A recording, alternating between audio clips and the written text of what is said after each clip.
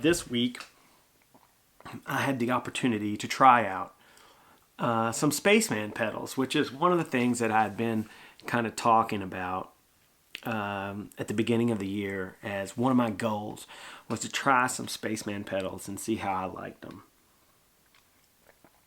So I tried two different ones. I tried the Titan and I tried the Orion, which is the reverb.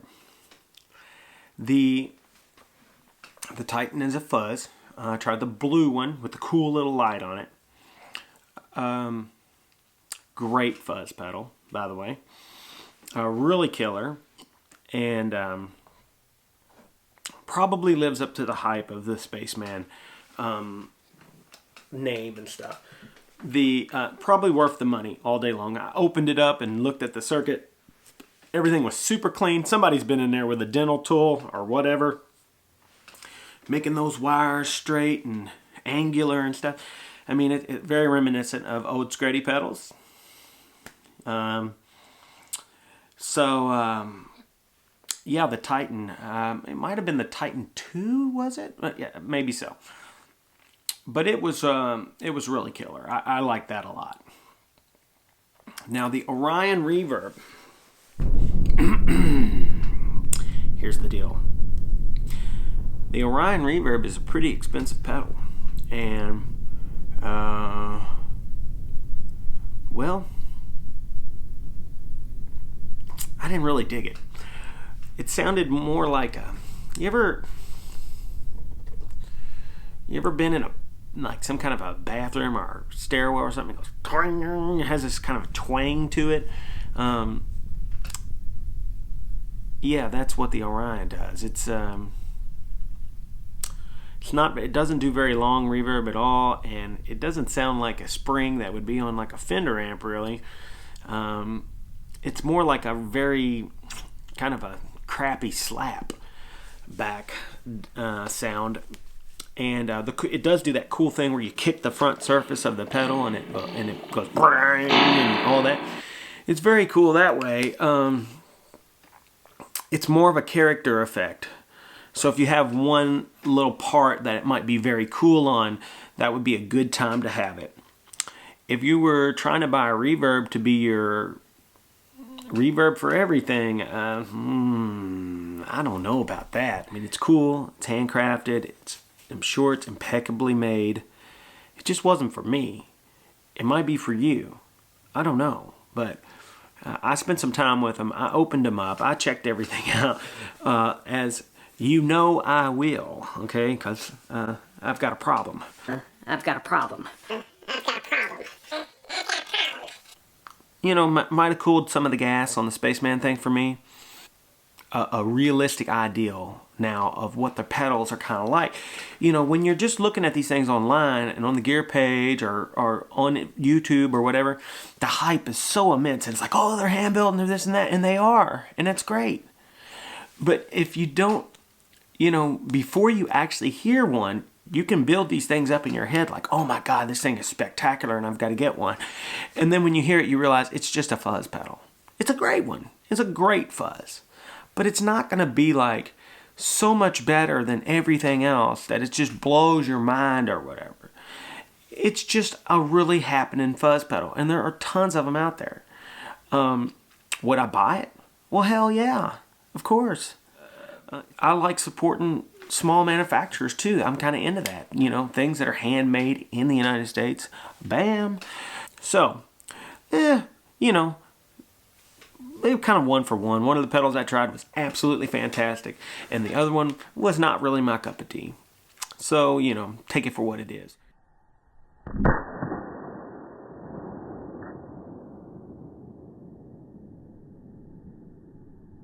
So, last week, we got into my new 1961 brown face Fender Deluxe amp.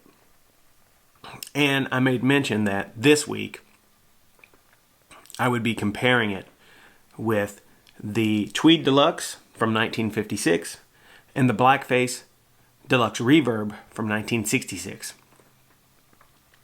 So, I'm going to do that now, and we're going to call this the father and son.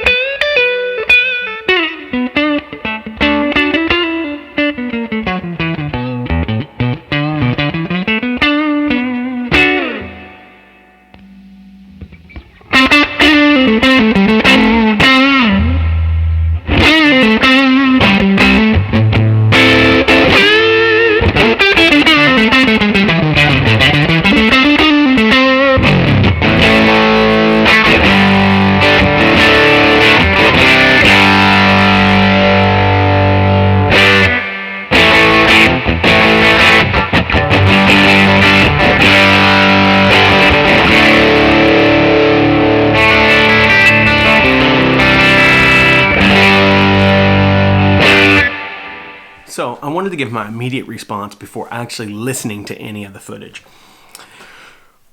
Wow. All the amps were incredible, actually. At the end of each video, I just turned the amps up till they were actually breaking up. So there were no overdrive pedals or anything like that used on the ends of most of the dirty sounds. I only turned the overdrives on each video for just a second, probably during the looping part. You know, I got to give some of the credit to the Telecaster. If that would have been my Les Paul or Strat or something like that, it would have probably seemed a lot flabbier. But the Tele really brings the pain. So, yeah, all three are really great. All right. So, let's go through it real quick. Tweed Deluxe stood up great. No flabby low end that I could tell in the room. The video might reveal something else. I don't know. I haven't seen it yet. But it was really great. I turned it up and it was breaking up like, oh, it was awesome. I really, you know, I was sitting there thinking like, you know, man, I understand it now. You know, all of the hype around those Tweed Deluxe amps. It's really cool. The brown face. What can you say? I mean, that thing is a rager. I mean, it raging. Okay. And the deluxe reverb. I'm sure the video will probably reveal the fact that it's much louder than the other two amps, and there's way more headroom, and even cranked, it's not near as dirty as the other two. It is a very, oh man, it's a special amp. It really put a little bit of effects on there. You know, I like to do these things the way I would use it, not necessarily just like, if you want to know what it sounds like with nothing going through it, go look at one of the other 35,000 videos that's on YouTube. I want to know what it's like in real life. With, you know, you add a little bit of reverb or some overdrive or something.